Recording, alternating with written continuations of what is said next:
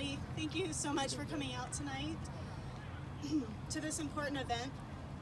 I'm really grateful to see you all here supporting this cause that really means so much to me and my family.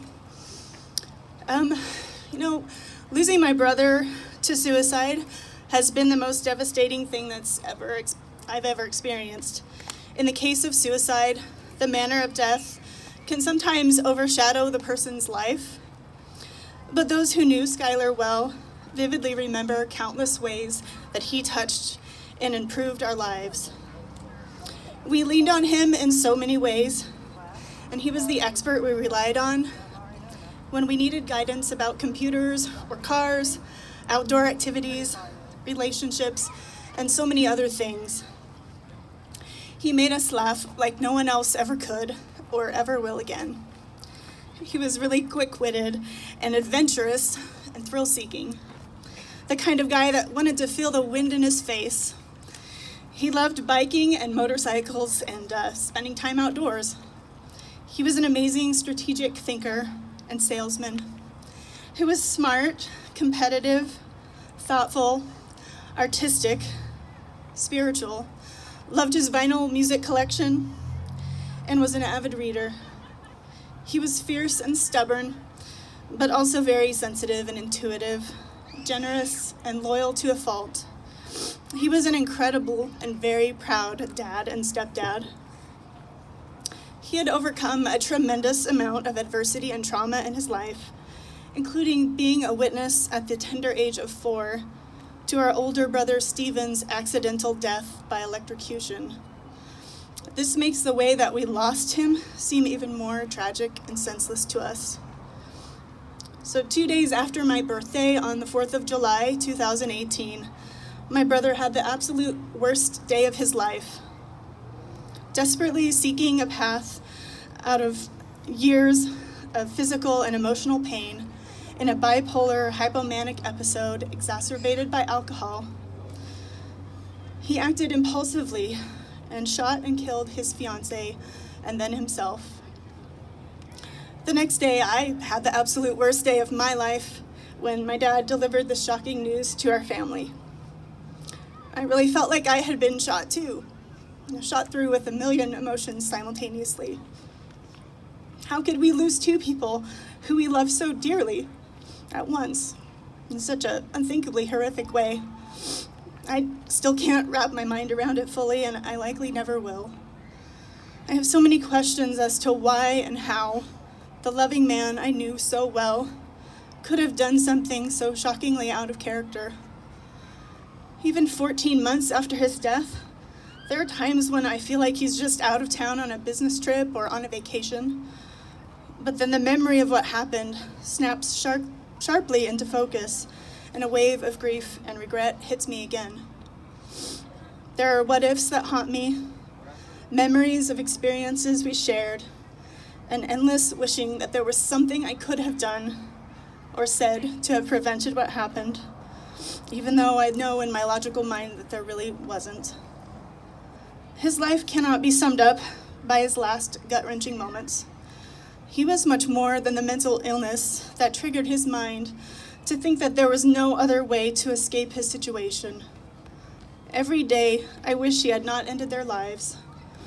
I wish he understood in that instant that death was a painfully permanent decision that would intensely affect all those who loved them both. Yet tragically, that day cannot be undone, and bullets cannot be unshot. Souls cannot be stuffed back into bodies, no matter how much we wish they could. I often find my mind desperately striving to make sense of a senseless situation and discover a higher meaning in all the chaos. Initially, I really struggled constantly with feelings of shock, anxiety, anger, guilt by association, confusion, deep sadness. And while those emotions have softened a bit over the last year, they arise surprisingly frequently still. Every holiday and birthday and anniversary bring with them a sense of dread, not knowing what emotions will arise to the surface.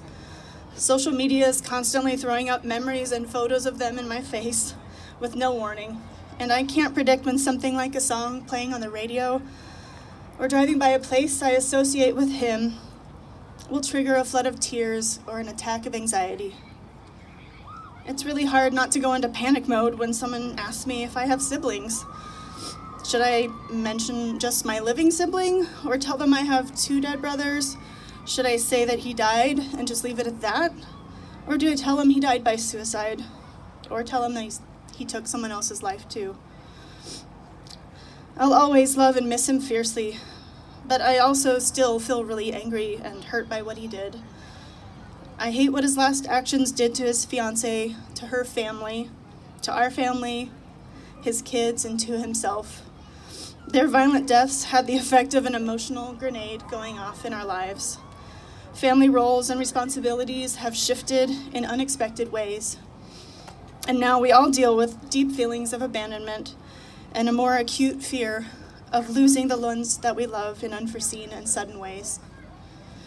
After experiencing the trauma of suicide loss, my natural tendency was to isolate and distance myself from others and from life, and to stifle any hint of joy or happiness. I pushed away people and returned to work really shortly after the memorial service and spent as much time alone as I could. I just wanted some time and space to process what had happened, but eventually I realized that isolation didn't encourage resilience in me. In fact, it amplified my suffering. It allowed and encouraged me to vacillate between wallowing in and denying my pain, and made me believe the lie that feeling better would be a betrayal to their memories. Ultimately, isolating myself prevented me from really connecting with friends, family, mental health professionals, and others who could have helped me better cope with my stress and sadness earlier on in my grief. When I allow myself to accept help and comfort from others, by sitting with someone in silence, receiving a caring hug, talking to a friend, or even just accepting a compassionate look in the eyes from someone, I find profound moments of healing that cultivate a feeling of understanding and true belonging between souls. Our culture's unspoken expectation is that we should emerge from our allotted grieving period about a year at most, as newly enlightened creatures full of wisdom about the meaning of life, or just at least stop talking constantly about our distress. I used to think that way too, but a long stint on the inside of heartbreak has dramatically changed my point of view. I've learned that grief is not a set of stages that you buzz through, and there's no checklist or timeline. It's really messy and complicated and unique to each situation. After experiencing such a significant and devastating loss, I felt as though a huge piece of myself was missing and my identity was turned inside out. I was unsure of my place in the world, and my sense of safety was shattered. In order to move toward a hopeful future, I started the process of reconstructing my sense of self and reclaiming my purpose. The critical beginning of that was just realizing that I don't want my grief to define me. I don't want to diminish or dismiss the tremendous loss in any way, but at the same time, I must figure out a strategy to integrate my grief into my life. I found some inspiration in the words of Jerry Sitzler from his book, A Grace Disguised, How the Soul Grows Through Loss. He says, the experience of loss does not have to be the defining moment in our lives. Instead, the defining moment can be our response to the loss. It's not what happens to us that matters so much as what happens in us. I'll share with you that my keys to finding the strength to thrive after loss are seeking connection and community. I need to connect with others who validate and empathize with me and understand my experience and emotions. I really need my tribe to support me. What's helping me the most in this process is leaning into the loving arms of Jesus, my Savior, and growing closer to Him through prayer and meditation on His Word. I'm looking for my identity, guidance, and solace in the Lord, the only one who can offer me true peace and mend my broken heart. I also really rely heavily on my church and spiritual community for support and comfort. Counseling from an empathetic and well-trained therapist really helps me immeasurably, allowing me to work through and express fully my range of emotions and thoughts. It's an absolute necessity in my grief journey. I'm also thankful I plugged into a couple of support groups because I found relief in the companionship and the non-judgmental understanding of those who've experienced a similar loss and are living with its repercussions. Knowledge feels empowering, so I've read countless books and listened to many podcasts on grief and loss. Taking in the stories of others who are surviving loss is a great inspiration.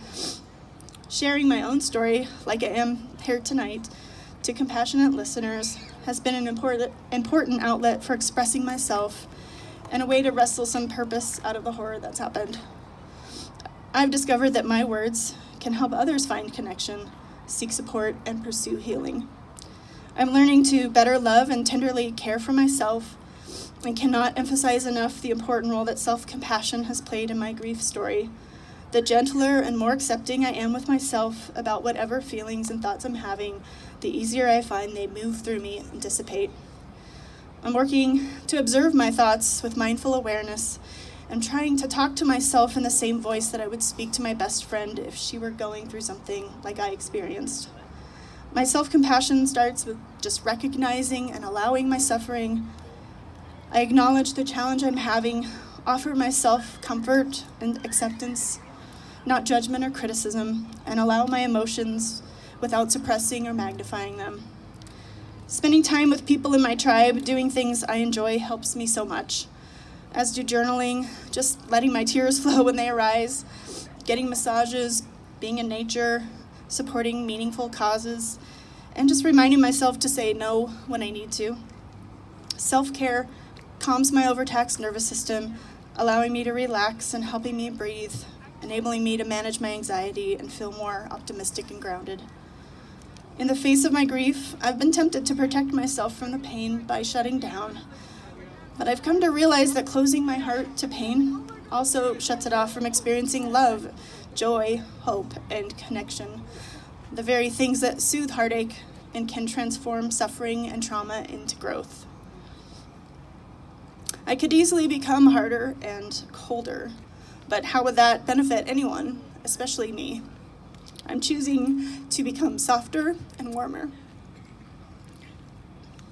As I begin to live again with more vulnerability and openness, I'm finding resilience and developing strength that I never knew I was capable of. And my baseline is not the same, but I'm creating a new normal for myself. I've become more empathetic and aware of the pain and struggle of others. I've developed a passion to help support other grievers, to do what I can to stop the shame and stigma of mental illness, and to help end suicide and abuse of all types. So, if you're grieving and looking for relief, I created Treasure Valley Grief Connection with you in mind. As I struggled to find good local resources for grief support, I realized others in the area must be having a hard time finding them too. So on July 4th, the 1-year marker of my loss, I launched my website, tvgriefconnection.com, where I compiled the results of all my hours of research to make it easier for all of us who need grief support to connect to resources, find the community we need to survive and thrive. The journey of grief is really difficult and different for each one of us. And I urge you to grieve at your own pace, give yourself grace and space, and ask for help along the way. I know that with every tear I cry and every time I share my story, I inch my way toward healing. I pray you find the strength to thrive as you work through your loss and grief, and I encourage you to practice small daily acts of self-care and compassion, take regular actions that guide you toward healing, and help you to remember the meaningful ways that your beloved person touched your life. I hope that you'll visit tvgriefconnection.com to find helpful resources and seek support through community, for it's our connectedness that can truly help us navigate the tangled web of grief and can propel us to live bigger, bolder, more loving, and fuller lives. So thank you for listening to my story, and I hope it gives you a spark of hope. So may God truly bless you. Thanks.